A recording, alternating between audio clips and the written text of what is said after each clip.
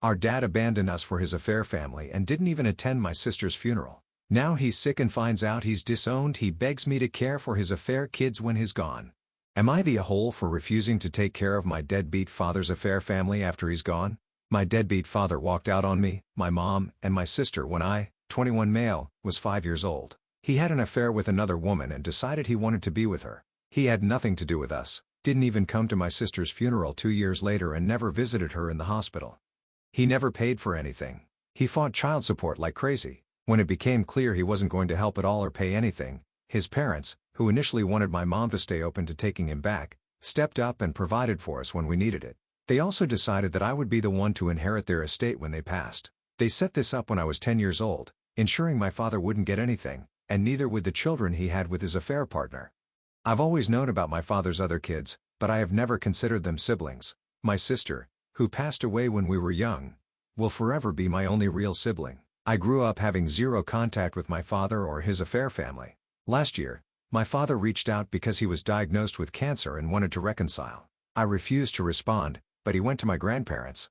They told him I wanted nothing to do with him, even on his deathbed. They hadn't had a relationship with him for over a decade, but when they heard about his illness, part of them hoped he would back off me. This brings us to the reason for my post. My father recently learned about the inheritance arrangement and that my grandparents have set things up so that neither he nor his affair family can contest the will.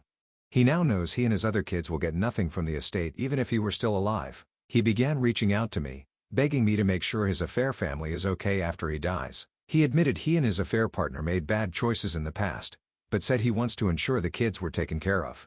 At first, I ignored him, but he kept pestering me. I eventually replied, telling him that I want nothing to do with his affair family and will never help them. He became hysterical, sending texts and DMs about how his family is innocent and that I should try to know them and help them if they ever need it. Am I the a-hole?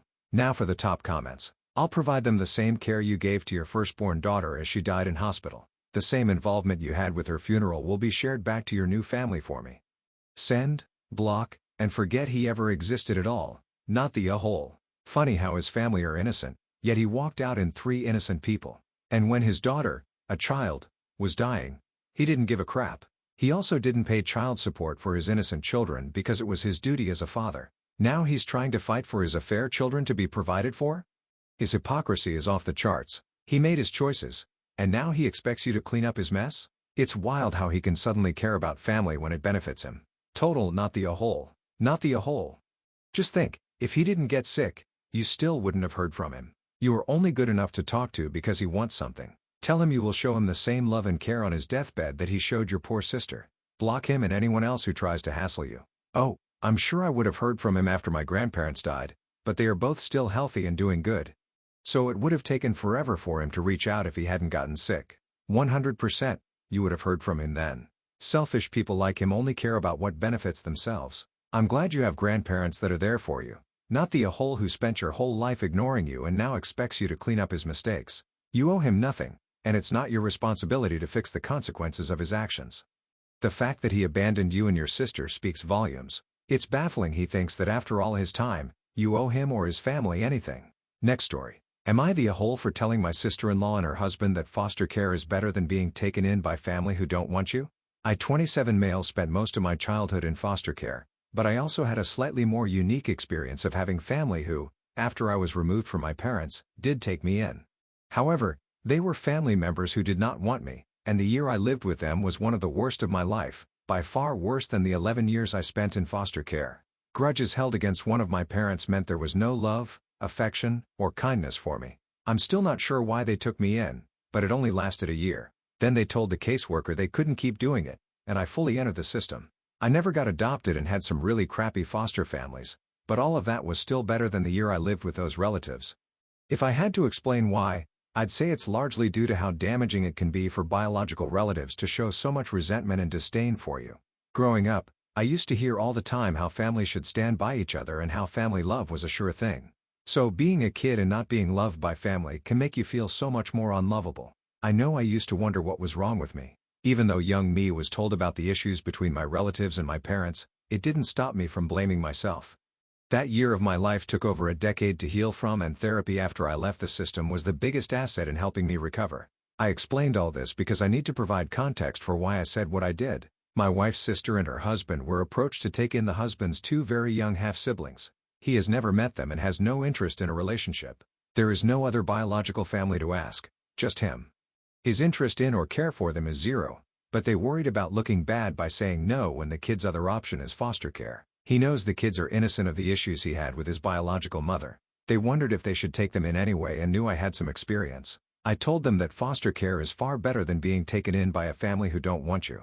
I explained that it is so much more damaging if they get taken in by biofamily who can't treat them with even the most basic care.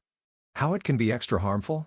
Unless they are willing to work on wanting the kids and forming a relationship, the kids would be better off trying to find a foster family. I told them taking them in without forming a relationship would be awful for the kids. A friend of theirs was around when we were talking, and she berated me for the comments I made. She said foster care is the worst place for a kid to be and that indifferent by relatives are better than all the abuse that happens in foster care. I argued that foster care can be better, and it sure was in my experience, even at its worst. She claimed I was biased in not thinking about the reality of being in foster care. Am I the a-hole? Not the a-hole. There is never a one-size-fits-all answer to anything. Life is a roll of the dice. Sometimes you crap out and sometimes you don't. It was perfectly fine for you to speak about your own experiences. Exactly. Not every family situation is a fairy tale.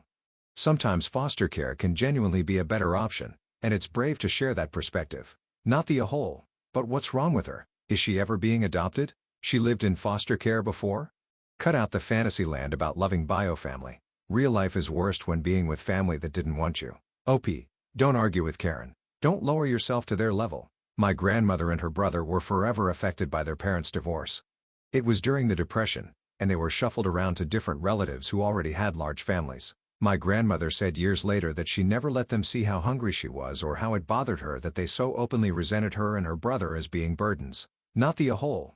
You ask for your opinion based off your personal lived experience. You gave it. The friend needs to stay in her lane. Exactly. They ask. She answered. Friend should have stayed out of it.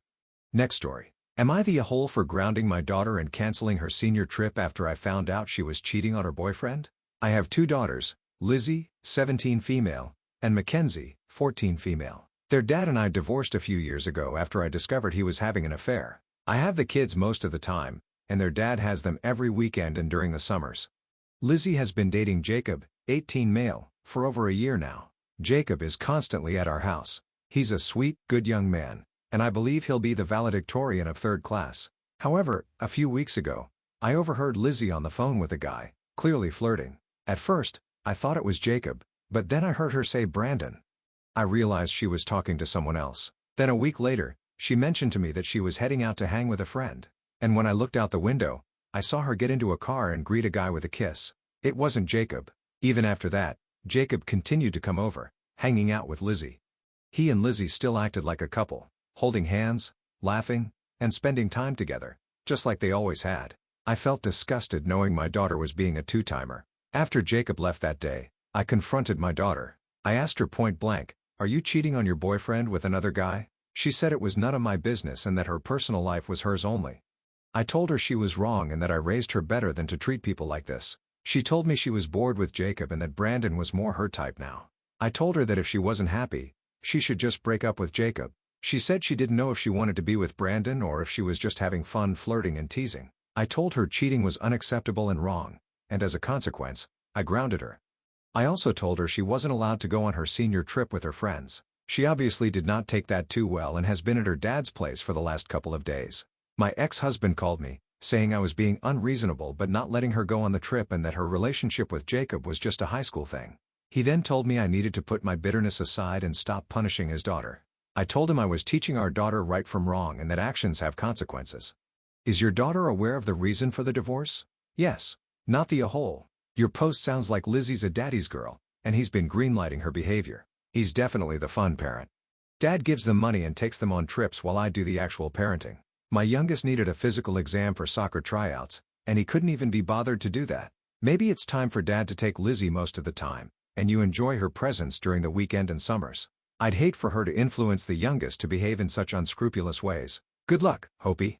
You're a great mom. Maybe even consider telling Jacob or his parent about Lizzie's actions. When I got cheated on, I wish someone had told me sooner. She will probably learn to be better at cheating. What you're doing is not wrong, but I don't think it will work. This Everyone keeps acting like it's all or nothing. Op's daughter is gonna get caught and will have to face serious consequences. What OP has done is guarantee her teen won't come to her for help. Talk to the kid and even express your disappointment, but this punishment is so over the top. EP made her teen the victim, and that's how the teen will see it. I agree, and think something more appropriate to the situation that isn't a punishment would be to say that the boyfriend can't come to the house anymore if she's cheating because OP won't participate personally in duping him. That means OP isn't confronted with a personally upsetting situation, and thus also creates a good motivation for daughter to make a better choice as she can't keep everything the same. Last story. Am I the a-hole for telling my cheating wife that I deserve a vacation with my girl best friend? My wife and I have been married for more than 2 decades now. We have 2 children who are both in college. A couple of years ago, my wife admitted to cheating on me in a one-night stand. She said it was the worst mistake of her life and that she deeply regretted it. At the time, our marriage was going through a lot of difficulties, and we were even seriously considering divorce. However, I never expected my wife to betray me like that. My wife showed a lot of remorse and was willing to do anything for reconciliation. While I almost filed for divorce, I decided not to and chose to give our family a chance. To be honest, it was the best decision I've ever made in my life. Strangely enough, that incident which pushed our marriage to the brink also repaired it. While I occasionally still have days where I feel heartbroken and betrayed, those days are infrequent because my wife has done everything possible to show how much she loves me and our family. I have also been friends with Vanessa since we were in kindergarten. Vanessa used to spend a lot of time at my house, and she pretty much became my adopted sister. Vanessa and I were really close and never lost our friendship despite all the life changes we went through. Vanessa was the best woman at my wedding, and I was the man of Onu at hers. Initially, my wife was insecure about our friendship because she thought from her woman's intuition that Vanessa had feelings for me. However, after getting to know Vanessa, she realized that Vanessa was just a really close friend. During the time my wife cheated on me, I confided in Vanessa, and she recommended that I take 3 weeks to take a breather after making my decision. That turned out to be a great suggestion and ultimately saved my marriage. I told my wife about it, and she was really grateful to Vanessa as well. Fast forward to today, both my kids are in college. Last month, Vanessa reached out to me and asked if we could take a week-long trip to our hometown to visit our favorite childhood places. It would be a road trip where we would drive through the city, visit our high school, favorite parks, restaurants, etc. To be honest, this suggestion really excited me because I've been feeling a bit empty since my kids left for college. I told my wife about it, and I expected some pushback. My wife, understandably, was shocked and said this seemed like a romantic trip I was taking with my girl best friend. She was worried something might happen, especially because Vanessa's divorce. I told my wife there was nothing romantic about this trip. It's just a trip 2 friends are taking down memory lane. I also told my wife I wouldn't have even considered this trip if she hadn't cheated on me 2 years ago. But now, she needed to allow it. I explained that I needed a mental health break and that I still occasionally feel betrayed because of what happened 2 years ago. After many discussions, my wife ultimately agreed to it, and I was really happy about it. Was I the a-hole telling me about revenge without actually telling me? Exactly. Ope guy here. You taking this trip is as selfish as your wife's one-night stand. Perhaps even more so since it's definitely premeditated and of a much longer duration. Oh, and let me guess. 1 room? No offense, Opie. You're a moronic asshole. You're destroying what purportedly had been improvement in your marriage. Resentment will rule the day. Plus, it is 2 years after the fact. How does this trip have anything to do with it? Did his best friend say, hey, in 2 years, let's take a trip as a way of getting past your wife cheating? I have a feeling he uses the you cheated card a lot. I could divorce my wife, or I can use this as leverage to treat her like crap for the rest of her life. My husband did a lot of messed up stuff early on in our relationship. We've learned, grown, and are in an amazing place now. Sure, from time to time memories come up and it stings. There's a tiny part of me that is holding on to the resentment, and I'm truly working on letting it go. It gets lighter and lighter each day. I can understand that feeling of, well, you did that, so I should be able to do this. But that will lead to nowhere but distance and disconnect in our now near-perfect relationship. I will not do anything to jeopardize what we have. There is no use for a tit-for-tat in a healthy relationship. Your wife messed up. That is a divorceable offense, and you would have been in the right. I would have been fully within my right to leave my husband. But the fact of the matter is, we decided to stay and we forgave and continue to forgive our spouses. Forgiveness is ongoing. You stated your wife has changed and your relationship is better for it. If you go on this trip, you will bring the stabilization in your marriage. There's no universe where I'd go on a trip alone with a man who was my husband. I don't care what he's done in the past.